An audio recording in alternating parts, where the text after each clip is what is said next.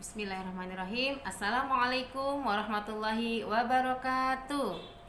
Alhamdulillahirrahmanirrahim. Segala puji bagi Allah, ya pemilik semesta alam ini. Allah yang menciptakan kita semua. Allah yang memberikan begitu banyak nikmat kepada kita, nikmat iman, nikmat sehat, sehingga pada saat ini kita masih diberikan kesempatan oleh Allah untuk bertemu kembali, untuk bertatap muka kembali walaupun via online, ya. Tak lupa salawat dan salam pun kita haturkan kehadirat Nabi besar Muhammad sallallahu alaihi wasallam selaku qudwah kita, suri tauladan kita, yang insya Allah mudah-mudahan kita akan selalu istiqomah mengikuti sunnah-sunnah beliau dan ajaran-ajarannya. Oke, alhamdulillah Allah memberikan kesempatan kepada Bu Robi untuk bertemu kalian kembali setelah di terakhir Bu Robi mengajar di kelas 3. Saat ini kalian kelas 5. Allah masih memberikan kesempatan kepada Bu Robi untuk mengajar kalian kembali. Apa kabar semua? Alhamdulillah kalian semua baik-baik, sehat-sehat, mudah-mudahan selalu dalam lindungan Allah Subhanahu wa taala. Oke, selamat datang kepada teman-teman yang baru bergabung kembali dengan Buah Hati, ya. Ada yang dulu pernah di Buah Hati, mungkin ada juga yang baru pindah. Sebelumnya kita perkenalkan dulu, ya. Kita perkenalan dulu, nama Bu Guru Bu Robiantini, biasa dipanggil Bu Robi. Tahun ini Bu Robi diamanahkan mengajar PAI di kelas 5, ya. Jadi nanti kalau dalam perjalanan selama kalian kelas 5 atau seterusnya ingin menanyakan tentang materi-materi PAI, boleh kalian sampaikan via WA atau telepon dan lain-lain, ya. Oke, nah pertemuan pertama ini, ya, di awal tahun ajaran 2020-2021 PAI diawali dengan materi Al-Quran. Masya Allah, ya. Al-Quran kita tahu semua, Al-Quran adalah pedoman hidup kita, sumber dari segala sumber hukum, ya, bagi umat Islam. Untuk mengetahui hukum Islam, ya, dari Al-Quran, ya. Kita harus mengamalkan Al-Quran, harus tahu apa sih yang ada di dalam Al-Quran, isinya itu apa saja, cerita tentang apa saja, ya, materi-materi tentang apa saja, semua permasalahan yang ada di dunia ini itu ada di dalam Al-Quran. Oke, salah satunya pelajaran yang akan Bu Robi sampaikan ini materi dari surat pendek yang mungkin kalian semua insya Allah sudah hafal, ya. Nah, bagi teman-teman ada yang belum hafal atau ada yang lupa, boleh kita sama-sama murojaah. Nanti kita akan mendengarkan bersama-sama lantunan ayat suci Al-Quran surat At-Tin beserta artinya. Oke, kita saksikan dan dengarkan bersama-sama, ya.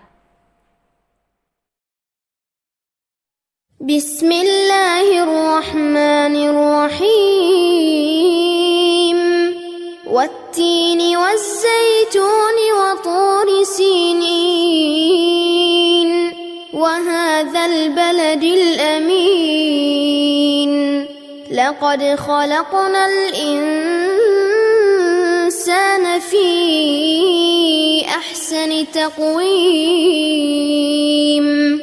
ثم رددناه أسفل سافلين إلا الذين آمنوا وعملوا الصالحات فلهم أجر غير ممنون فما يكذبك بعد بالدين أليس الله بأحكم الحاكمين. Alhamdulillah, kita sudah sama-sama mendengarkan dan menyaksikan lantunan ayat suci Quran surat At-Tin, ya, beserta artinya dari ayat 1 sampai 8. Mudah-mudahan Allah memberikan kemudahan kepada kita, kepada lisan kita untuk selalu melafalkan ayat-ayat Allah dan memberikan kelancaran serta ketetapan dalam hafalan. Amin, ya, insyaallah, ya. Oke, yuk kita bersama-sama membaca kembali surat At-Tin yang tadi kita sudah dengar bersama-sama, ya. A'udzu A'udzu billahi minasyaitonir rajim. Bismillahirrahmanirrahim. Wattini wazzaitun wa turi sinin wa hadzal baladil amin. Laqad khalaqnal insana fi ahsani taqwim. Thumma radadnahu asfala safilin illal ladzina amanu wa amilus solihati falahum ajrun ghairu mamnun. Fama yukadzibuka ba'du biddin. Alaisallahu bi ahkamil hakimin. Sadaqallahul azim. Alhamdulillah, kita sudah membaca surat At-Tin bersama-sama. Begitupun kita sudah mengetahui artinya. Selanjutnya, yuk kita sama-sama mengetahui makna atau apa sih isi kandungan dari surat At-Tin ayat 1 sampai 8 ya, untuk menambah wawasan kita ya, ayat per ayat, supaya kita tahu ya, bisa memahami ayat-ayat Al-Qur'an. Yuk kita simak ya.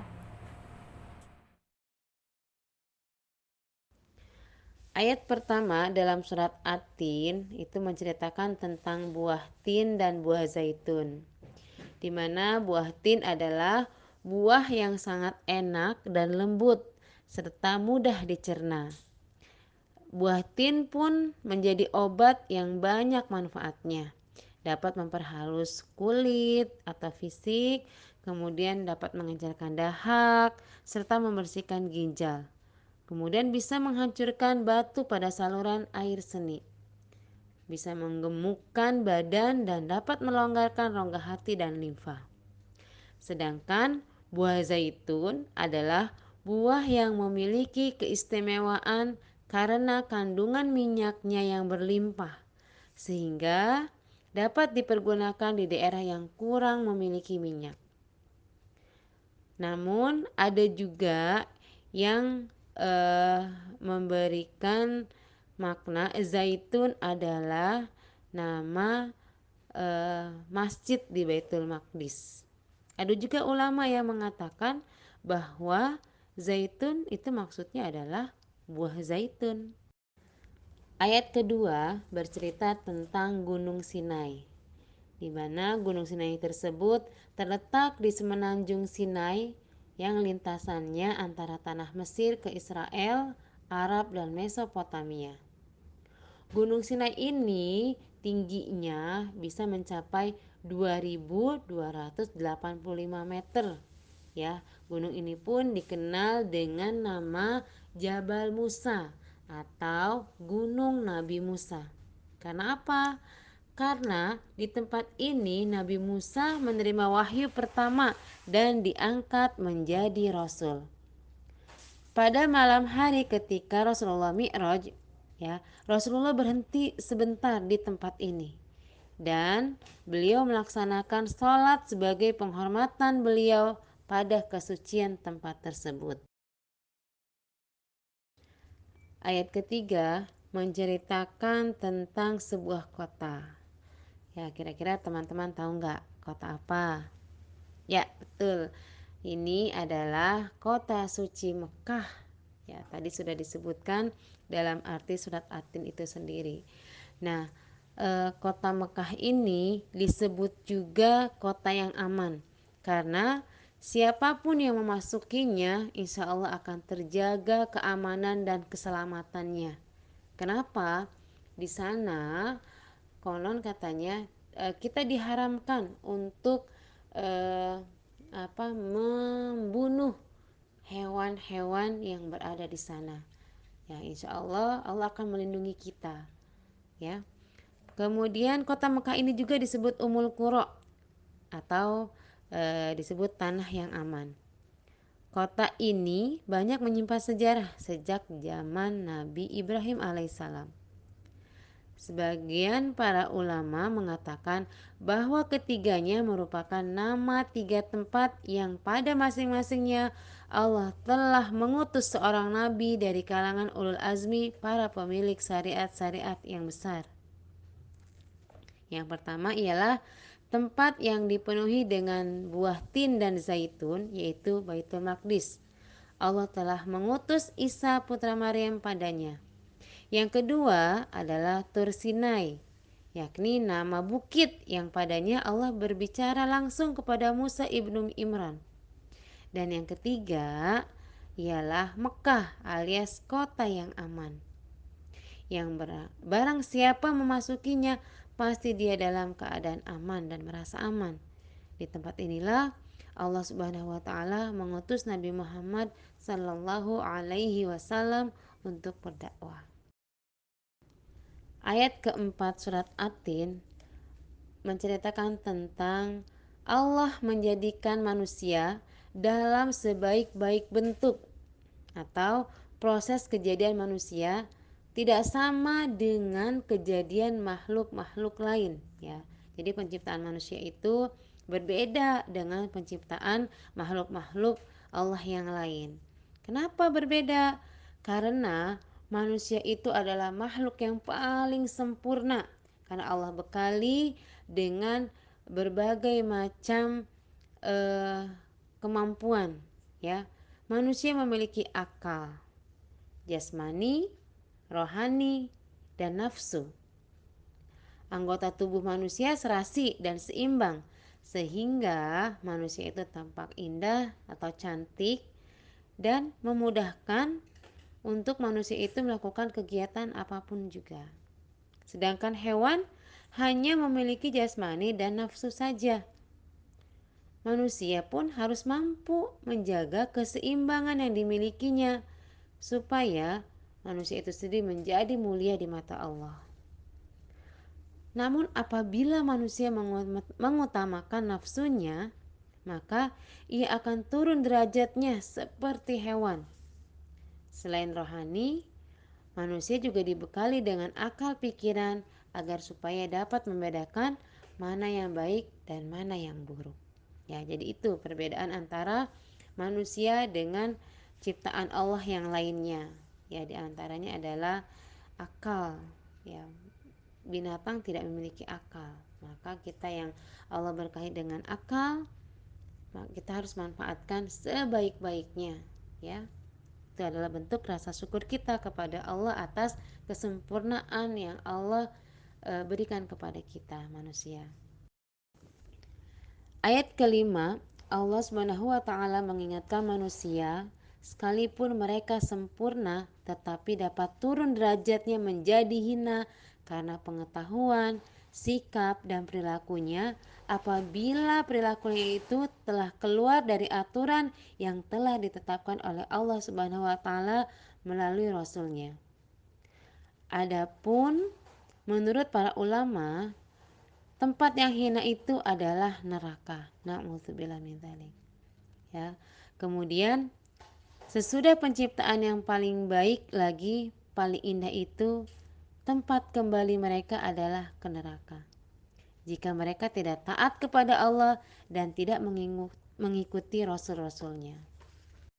Selanjutnya ayat ke-6. Orang-orang yang tidak pernah hina adalah mereka yang beriman dan melaksanakan amal soleh. Orang yang demikian itu akan selamat dari kehinaan dunia dan akhirat.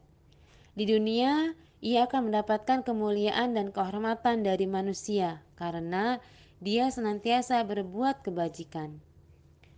Orang beriman selalu mengisi waktu dan usia yang diberikan oleh Allah dengan ibadah, menuntut ilmu, berdakwah, bekerja mencari nafkah dengan cara yang halal.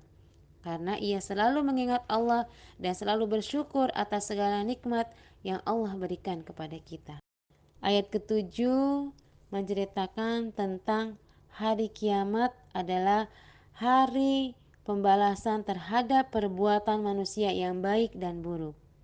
Manusia seharusnya tidak meragukan adanya hari pembalasan, karena Allah Subhanahu wa taala sudah menunjukkan bukti-buktinya. Allah Subhanahu wa Ta'ala memberikan akal kepada manusia untuk berpikir tentang ciptaannya dan hati untuk merasakan iman. Adapun pembalasan di akhirat tidak pernah habis dan tidak pernah terputus. Nah, ayat yang terakhir adalah ayat ke-8, di mana Allah adalah yang maha mengetahui, sebagus-bagus pencipta dan pengatur segala urusan. Allah Subhanahu wa Ta'ala yang memberi keputusan atas segala persoalan. Maka Allah adalah hakim yang paling adil dan tidak pernah zalim kepada hambanya. Tiada perbuatan walau sekecil atom pun yang dapat terlepas dari pengadilannya. Ayat yang terakhir adalah ayat Allah Subhanahu wa Ta'ala adalah sebaik-baik Allah adalah keputusan yang maha mengetahui, sebagus-bagus pencipta dan pengatur segala Allah Subhanahu wa Ta'ala Allah Subhanahu wa Ta'ala yang memberi keputusan atas segala persoalan, mengingatkan kita agar Allah manusia tidak hakim yang paling adil jika tidak pernah zalim kepada hambanya melakukan dosa. Tiada perbuatan walau sekecil atom pun yang dapat terlepas dari pengadilannya. Akibat dan pembalasan pengadilan Allah Subhanahu wa Ta'ala adalah Allah Subhanahu wa Ta'ala juga telah menyiapkan kenikmatan bagi orang-orang yang menjalankan ajaran Allah Subhanahu wa Ta'ala. Mudah-mudahan kita semua orang-orang yang termaksud di dalamnya itu yang akan mendapatkan kenikmatan surga. Amin ya rabbal alamin. Alhamdulillah kakak-kakak, tadi kita sudah membaca surat At-Tin, kemudian mengetahui artinya, memahami makna atau isi kandungan dari surat At-Tin tersebut. Nah, kali ini penugasan untuk kalian supaya makin paham dari isi kandungan surat At-Tin 1-8. Tugas untuk kalian adalah menuliskan kembali atau menceritakan kembali inti-inti dari ayat per ayat. Ya, contoh ayat pertama menceritakan tentang buah tin dan buah zaitun yang rasanya begitu enak dan banyak manfaatnya. Kalian boleh manfaatnya apa, kemudian rasanya bagaimana, ceritakan dengan bahasa kalian sendiri, tidak perlu dengan sesuai dengan artinya. Apa yang kalian pahami, kalian buat kesimpulan sendiri ya. Silakan dituliskan ayat pertama tentang apa, ayat kedua tentang apa, dengan bahasa kalian sendiri. Oke, itu saja dari Bu Robi. Terima kasih atas perhatiannya, kerjasamanya. Mudah-mudahan Allah memudahkan untuk mengerjakan tugasnya dan Allah menjaga hafalan kita serta pemahaman kita dari apa yang tadi Bu Robi sampaikan. Kurang lebihnya mohon maaf. Assalamualaikum warahmatullahi wabarakatuh.